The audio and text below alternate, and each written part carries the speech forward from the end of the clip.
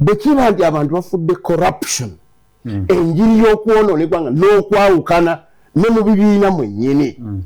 why can't we be open omuntu addawalira akugamba nti fe twateze kamera twatumye Apollo yalabye mukaaku bamukaaku nga bagenda okunona ki sente owulidde naye najja agamba bamukaaku tasobola na kulaga footage ya dakika 2 ku floor ya parliament asobola okay bilioni 5.3 baziwadde ku busebuli obutaano bagira si kituufu naye tujja kuzimulekera ekyokubiri for aba opposition batwadde bilioni 11 tubale katweze yambise okwongera ku kuwangula kwa Buganda kwe twakola ne Busoga MP wa Lubaga South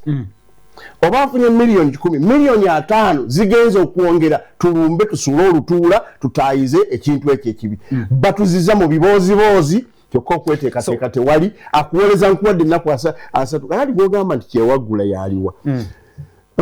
Mpuuga si wa National Unity Platform wa NUP naye somu Juliet si wa National Unity Platform Kakembo bwe mbanga nkugamba nti munnange twetereeze wano kitegeeza kuba muyeekera mu kibiina ekyo. Download the Salt Media app from the Google Play Store and the Apple App Store.